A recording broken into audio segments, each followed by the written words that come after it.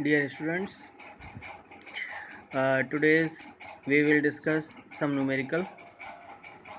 A closely wound solenoid 80 centimeter long has 5 layers of windings of 400 tons each. The diameter of the solenoid is 1.8 centimeter. If the current carried is 8 ampere, estimate the magnitude of B inside the solenoid near its center. Okay. So L is given as 80 centimeter. 80 centimeter we will convert it into meter. 80 into 10 to the power minus 2 meter. So it is 0.80 meter. And N is given as, since in one layer there are 400 tons and we have 5 layers, so total number of tons will be 400 into 5, 2000 tons, and R is given as D by 2. Okay. uh,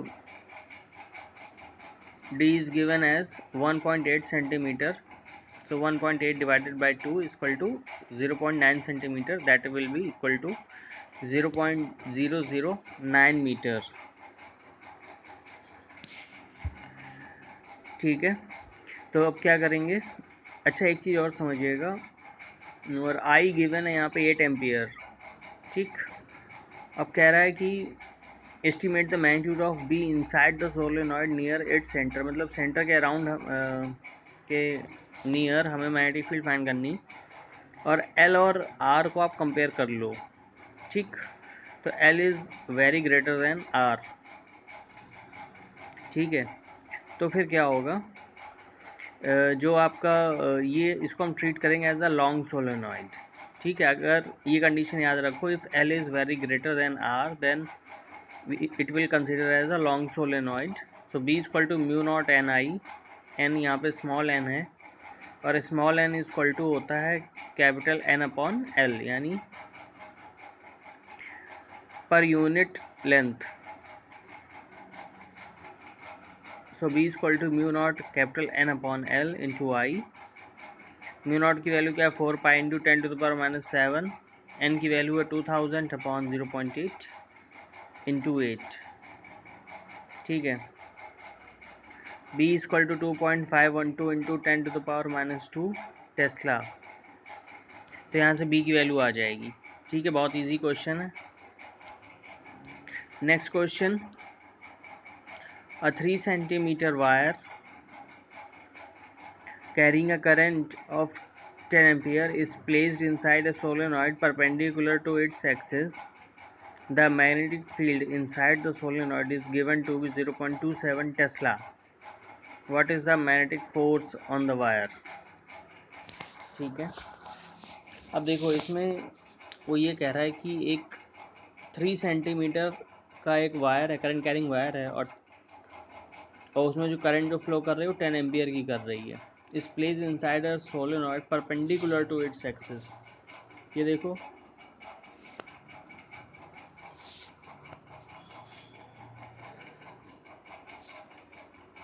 ये जैसे ये solenoid है और यहाँ पे ये इसकी axis है, और इस पे ये इस तरीके एक wire perpendicular to its axis ये प्लेस्ड है. देखो ये जो आपको दिख रहा है, ये यहाँ पे ये वायर प्लेस्ड है. ठीक, तो देखो अब उसमें क्या करना है. अब देखो, अगर ये आपका सोलेनॉइड है, तो सोलेनॉइड के इनसाइड में मैग्नेटिक फील्ड होगी, और मैग्नेटिक फील्ड में एक करंट कैरिंग कंडक्टर रखा हुआ है, तो उसमें एक फोर्स भी लगेगा. बात समझ में आ गई. ठीक,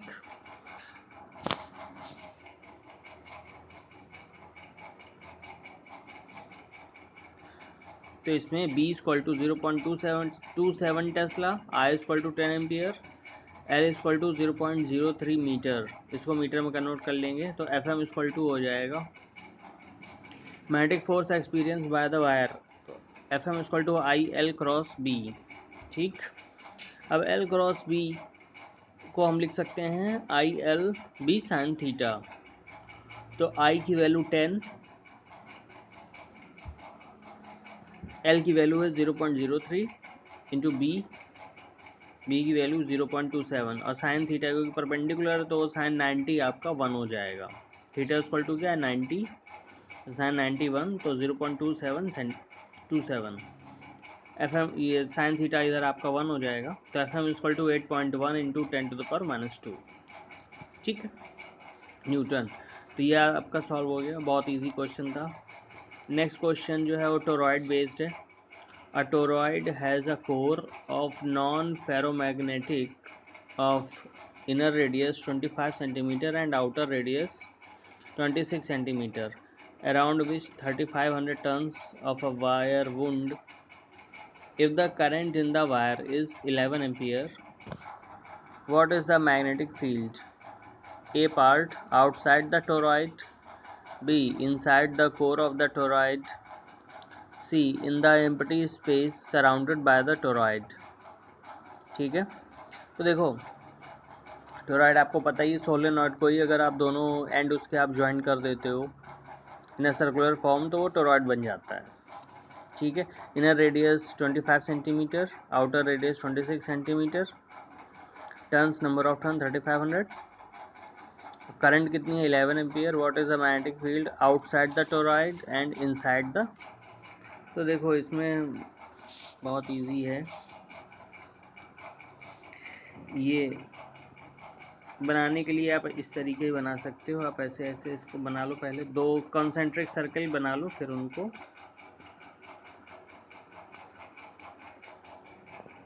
ठीक है। तो ये आपका टोरॉइड हो गया। इसमें देखो, इसमें मैंने आपको बताया था 3 तरीके से मैग्नेटिक फील्ड फाइंड की जाती है। एक तो इनसाइड टोरॉइड, ये इनसाइड है, ये बिटवीन द टोरॉइड मतलब between the space of the toroid, और ये आउटसाइड। तो देखो इनसाइड और आउटसाइड दोनों में जीरो होती है, रह कहाँ जाती है केवल यहाँ पे। ठीक है, इस रीजन में ही केवल मैग्नेटिक फील्ड होती है। बाकी आपकी जो मैग्नेटिक फील्ड चाहे इनसाइड बोलो या आउटसाइड बोलो, दोनों में मैग्नेटिक फील्ड क्या होती है, ज़ीरो। ठीक, तो देखो पहला क्वेश्चन है आउटसाइड द टोरॉइड, तो outside the toroid V naught equal to 0, ये बताया जा चुका है। क्योंकि जितनी करंट बाहर आ रही है उतनी करंट अंदर जा रही है, तो नेट करंट 0 हो जाती, तो integral B dot DL equal to mu naught I आप करोगे तो आई नेट इक्वल टू 0 हो जाता है, तो वो पूरा का पूरा टर्म 0 हो जाता है, तो B इक्वल टू 0 आ जाता है। ठीक है, B part inside the core of the toroid और in the empty space surrounded by the toroid. C part हम पहले देख लेते हो, तो सी पार्ट में भी ये 0 ही होगा, क्योंकि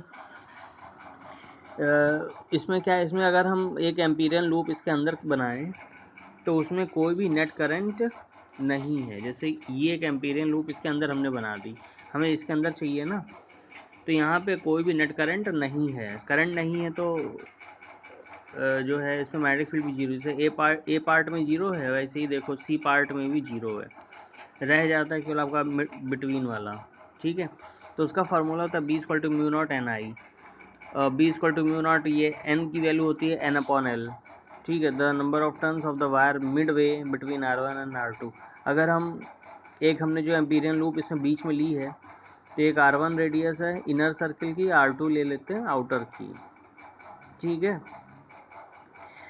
तो अब देखो, तो जो नंबर ऑफ टर्न्स हमें किस में चाहिए, मिड वे में चाहिए। इस एम्पीरियन लूप के अंदर कितने टर्न्स आ रहे होंगे, तो मिड वे है तो हमने इसका एवरेज फाइंड कर लिया, तो इसका एवरेज हो जाएगा R1 प्लस R2/2, तो B equal to mu naught NI/2 formula वही है।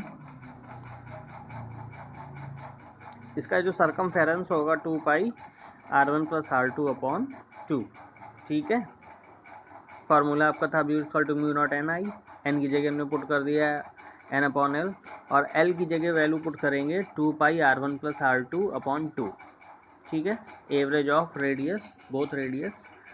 तो ये आपका 2 से 2 कैंसिल हो जाएगा, B equal to mu naught NI/पाई R1 प्लस R2 आ जाएगा।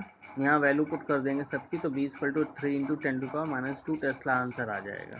ठीक है, हमारे समझ में क्लियर हो गया होगा। Okay, thank you.